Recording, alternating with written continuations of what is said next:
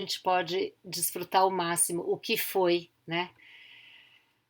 Essa exibição fantástica, né? Do filme A Sabedoria do Trauma. E o nosso personagem principal, ele é um cara e tanto, né? O autor do filme, ele traz uma abordagem muito de escuta profunda e de um movimento, né? Dele construir uma caminhada da própria experiência dele e dele trazer para o mundo, né, uma revelação, né? Então, assim, todo mundo viveu um trauma.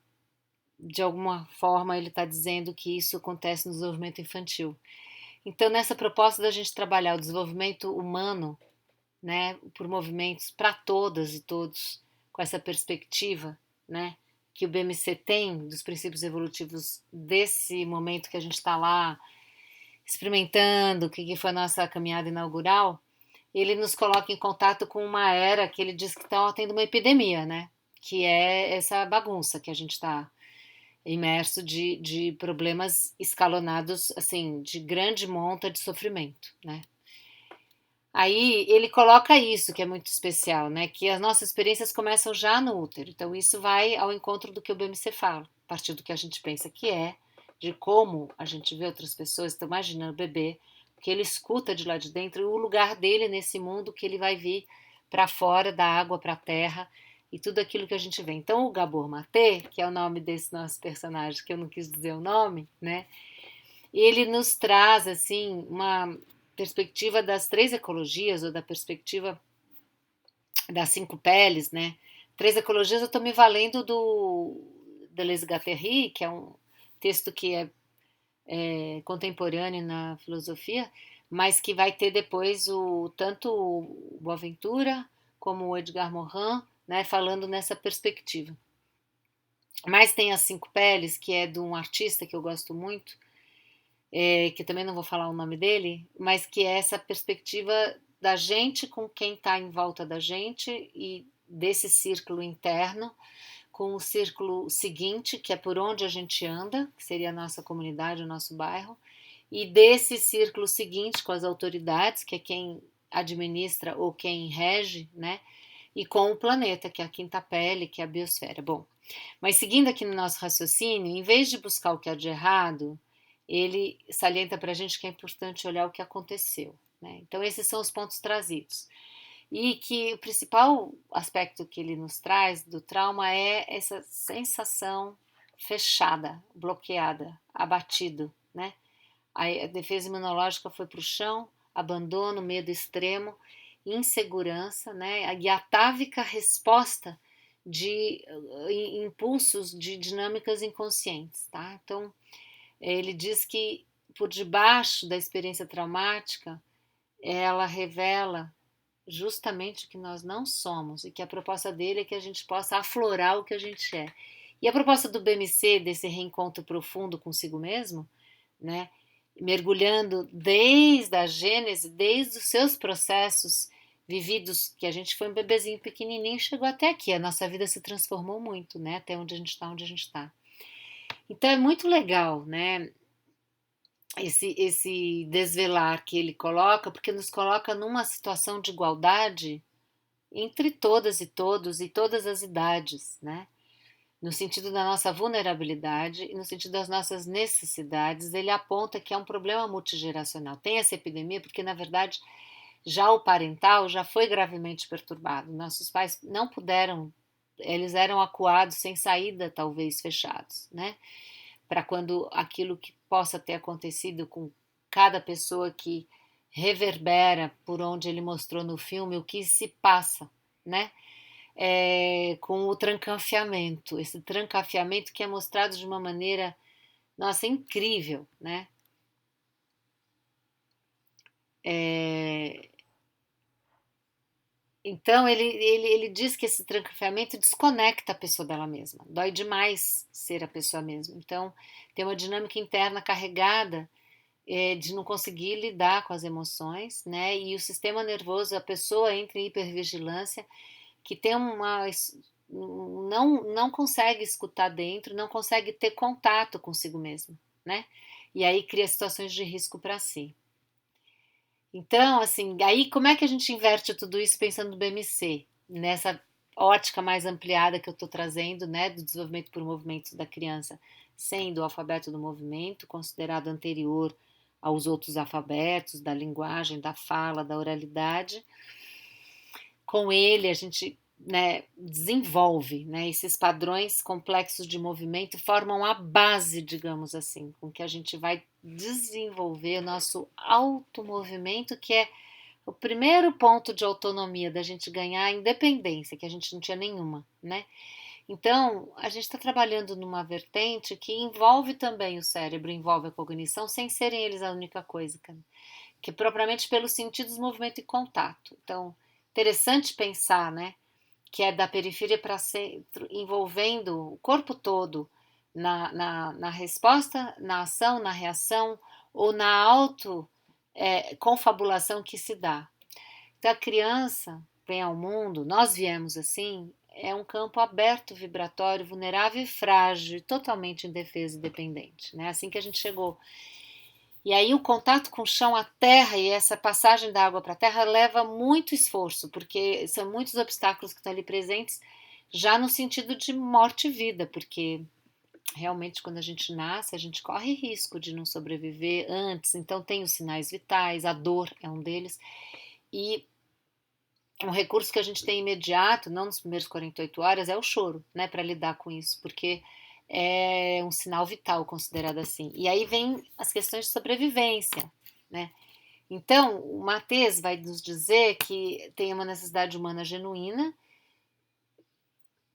E são duas coisas principais que a criança precisa viver, né? E a autenticidade, ou seja, e o que é isso no BMC? É essa necessidade humana genuína precisa ser escutada e atendida, né? Ou seja, suprida, e a criança expressar a liberdade total, né? Então, vem daí esse processo que a gente em português chama de sentir, perceber, agir, mas na verdade a gente tem que abrir a nossa percepção, né? Porque nós já estamos com uma série de compósitos, ou seja, nós já estamos estruturados, a criança não, ela está chegando para estruturar. E os princípios evolutivos é o que faz estruturar, né? Para a criança agir no ambiente, ela tem essa auto-organização do alfabeto dos movimentos, que são os instintos e os estímulos do ambiente, que de repente são justamente uma possibilidade da gente entender que o cérebro ele é parte do corpo todo e a emoção é aquilo que está em envolvimento que precisa ser expressado e o cor-ação é a ação do âmago, do nosso eixo mais interno, mais profundo. E aí a gente está levando em conta que o corpo não é só corpo, é um ambiente. E a mente não é só mente, é corpo-mente, né? Aí a gente está buscando que a criança livre no espaço, no chão, com um certo limite amoroso desse cuidado, da delimitação, que ela possa ficar livre ali, protegida no sentido e ao mesmo tempo com total liberdade de movimentos e o máximo de tempo que ela conseguir, por autonomia própria, conseguir superar os seus obstáculos, né? Segurar a cabeça, ter um ou dois ou três companhias para suprir a falta que ela sente, que ficou 9 meses ali no líquido e do líquido agora entra pela boca, que é uma outra relação da sucção. Né? Então a gente vai ver um pouquinho as imagens já já, mas é essa ética do cuidado, né? De uma perspectiva da vida, ser levada em conta da criança em primeiro pessoa, no sentido de que é a experiência dela que a gente escuta, acolhe e protege e ao mesmo tempo acompanha e fica junto, né? Então os movimentos reflexivos, eles são esse alfabeto do movimento, né? Que são instintos geradores que ajudam a criança a superar os obstáculos, tem os estímulos que vão ser favorável ou desfavorável para ela superar esses obstáculos, né? E isso se dá com essas dinâmicas que acontecem com a gente prestando atenção, o que é que está acontecendo no momento que a criança está trazendo e evoluindo de antes, seja do tempo que ela estava na barriga da mãe, né, no útero, e na água, seja mais ancestralmente pensando nessas perspectivas que a gente vai mostrar, né? Então, o acolhimento do BMC, que é muito a ver com o que o Gates ele faz o tempo inteiro, que é estar com a criança onde ela está, no nível em que ela está, do desenvolvimento, né? Encontrar ela como ela está, né? E esses princípios, eles têm esses aumentos, assim, no sentido de que vai uma coisa desembocando na próxima, no sentido dos vitais, como eu falei, de sobrevivência e vinculantes. Então, ela atender o que é necessário para a criança quando a criança precisa. E as necessidades, elas vão ampliando, né? Nunca diminuindo. Nós todos temos tantas necessidades quantas nossas indicam pelo nosso sentir de onde a gente vive, né? A gente precisa de compreensão, a gente precisa de atenção, a gente precisa de carinho, a gente precisa de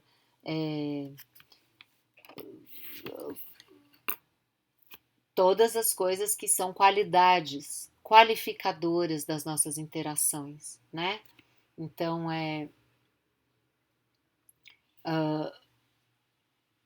uma lista enorme das necessidades universais, segundo a comunicação não violenta, que é uma outra linha com Marshall Rosenberg, que vai nos fazer entender que as necessidades não são problemas, as necessidades são vitais mesmo. A gente está em contato sabendo o que eu preciso.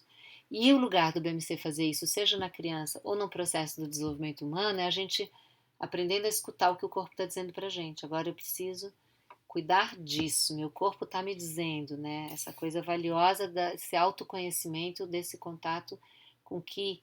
Então, o que eu proponho que a gente converse no nosso encontro é: com a nossa mente criamos o mundo. Se a nossa mente está no corpo, se a gente escuta o corpo, a gente cria o mundo que a gente vive? Ou conversar sobre essa outra pergunta que ele faz para a gente no documentário: agimos, decidimos conscientes do que estamos fazendo em ação, prestando atenção e estando presente na nossa ação, ou por compulsão inconsciente de automatismos, dinâmicas herdadas, que vieram de longe, né, de um espectro lá de trás, que pode ser social ou familiar, né, e desenvolvidas como uma resposta a um trauma de infância, ou esses vícios, essas dependências de que a gente imagina que a gente não tem como escapar, que a gente não vai realmente se livrar disso, né? Então, assim, só para recapitular, né, os princípios evolutivos de movimento, o BMC sente que esse princípio de movimento nossa, desde a figura da espiralização, né, tem uma cosmogonia, uma cosmologia e aí no BMC a gente vai trabalhar isso no sentido dos cosmosentidos, desses captadores, né, do ambiente que a criança está imersa. Ela sabe coisas de maneira inconsciente que ela precisa, né? E a gente dá escuta a isso. Isso é no campo vibracional, também está relacionado à genética, né? No sentido de que a espiral genética traz essas informações que a gente vai falar aqui, que a gente herda evolutivamente no sentido de qualidades de movimento. Então, a esponja do mar é essa perspectiva de que a criança absorve tudo, no sentido de que ela está encharcada e aberta e vulnerável, muito frágil, né? Os microfilamentos aqui de um pólipo, para depois a gente ver a água viva, né? Ainda são as perspectivas todas de movimento que estão nas cílias, né, internas do organismo e que estão confabulando para que o organismo do bebê consiga, né, sobreviver ao ambiente aqui na Terra, né? E a água viva já é o empuxo mais forte, mais claro, seja do mamar, da sucção, do empuxo do sangue circulando nas veias, nas artérias, e a força que a criança precisa ter, né, para engolir. Tudo isso é representado pelo empuxo do movimento da água viva, né? Então, esses três aquáticos, né, que é realmente pensar, né, não está entrando aqui a imagem, ai meu Deus. Bom, da água viva com os anteriores, eles são não tem filamentos, né? ainda espinhais. Aí, olha só, a estrela do mar já tem filamentos, mas ainda não é o peixe, né? Então, o filamento central que a gente tem é do topo cauda, a nossa notocórdia, que é a antecessora, digamos assim, né, embrionária da nossa medula e que vai ser a nossa coluna vertebral, nosso eixo. E o peixe, então, é o ser aquático que tem a qualidade de movimento, tanto que depois ele sinuosamente na água, mas ele ondula, né? Com essa sinuosidade. Então, quando chega na Terra, essa qualidade de movimento é do peixe que fazia o mar, né? Ele é bem forte, o rio, né? O empuxo que já tem, a força que já tem, né? De movimentar, ela se canaliza dessa forma no nosso corpo através do líquido na medula e também da própria orientação que vai se estruturando, né? E a cobra no chão vai trazer a perspectiva de um tipo de padrão, tá, gente? Que aí vai ser superado completamente, vai surgir um outro padrão que é o anfíbio, né? E esse padrão anfíbio, ele vai auto-organizar a criança lá pelos 3 meses de idade, mas ela nasce bem com espinhal, com essas ondulações e essas coisas, né, que se deparam muito do processo que ela vivia lá dentro do útero, né, embrionário, e olha aqui o desenho da coluna vertebral, então, e olha enroladinho como uma cobra lá dentro do útero, né. Então é interessante, né, entender a evolução, como a gente está colocando aqui, que depois vai ter, depois do anfíbio, né, tem a perspectiva bem assim especial, né, da gente ter os répteis, né? Então, a imagem que a gente segue daquela que era do anfíbio, que já veio para a Terra, né? Então, assim, que a gente for pensar, da gente entender o homólogo anfíbio, né? Ele vai para o réptil, que é o que eu vou trazer, e vai para o contralateral, né? E tem antes o espinhal, que a gente estava falando, que é a herança mais maravilhosa, oceânica, porque a gente tem o oceano dentro da gente, né? E a gente é 60, 70% de água. E o não espinhal, que é os aquáticos anteriores que a gente falou. Quais são mesmo, né? O vibracional, a esponja e a água viva e a estrela do mar. Então, o anfíbio que está no meio do caminho dos 3 meses, como a gente falou, e é que eu estou passando algumas imagens de coisas que a gente quer conversar ao vivo na roda, né? É o réptil. Então a gente tem uma imagem do réptil na água para a gente até entender, né? Que o réptil está ligado mesmo, ele está nos dois ambientes de uma maneira mais evoluída ainda que o anfíbio. E o anfíbio, ele vive no lago e na água, né? Então essa transição demora 6, 8 meses na criança pequena para acontecer, né? Então a próxima imagem disso seria o quadrúpede, né? Então, o quadrúpede, a gente tem o macaco como nosso princípio aqui braquial, né? Que é o que vai fazer a gente virar mais, digamos assim, vertical. Eu já estou colocando macaco porque antes teria as imagens, né? Quais são os quadrúpedes que a gente mais vê? O gato, cachorro, né? O boi, o cavalo, enfim, os outros animais aí que todos eles estão nesse processo evolutivo. Então, para encerrar aqui, a gente tem como a gente imaginar aqui, a imagem mostra para gente, né? Olha lá, que a gente vai virar hominídeo, essa perspectiva evolutiva que só começa aqui do peixe, eu estou trazendo antes, né? Porque o peixe é espinhal, o anfíbio, e aqui tem outro exemplo, em vez de ser o sapo, que é a tartaruga, o réptil, e tem o cavalo, o macaco, né? Que é a braquiação, que é quando a criança ergue o braço acima da cabeça, é um marco de desenvolvimento muito grande. Então a gente quer dizer o que aqui, né? Que isso acontece na frente da gente, alarga os olhos e a gente não vê, né? Então a gente abrir a nossa visão, a gente mergulhar no processo da criança, né? Que ela tá de costas, não é só de costas, que ela tá de lado, que ela fica de bruços, que depois ela aprende a sentar e ela engatinha arrastando no chão antes, tá? Aqui tá faltando um.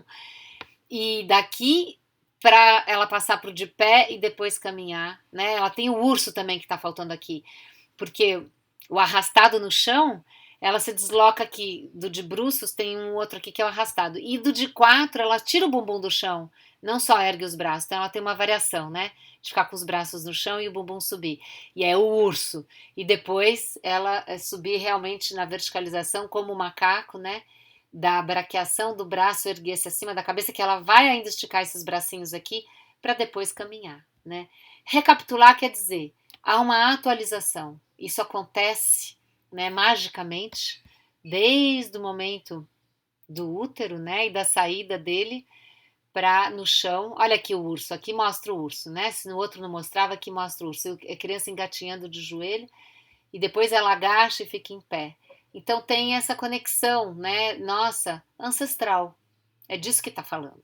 Bom, espero que vocês tenham curtido essa introdução para a nossa conversa e vejam como é o entendimento do sentidos, contato e movimentos nessa tríade, ou seja, três coisas, né, que fazem a criança poder não ter eventualmente uma obstrução que leve a trauma, né? É a gente permitir que a criança entre em contato com as suas próprias questões e não resolva por ela. Basicamente, a conversa que a gente podia começar, eu vejo que é por aí, e as perguntas que eu trouxe, né, para o grupo de tarde que a gente está,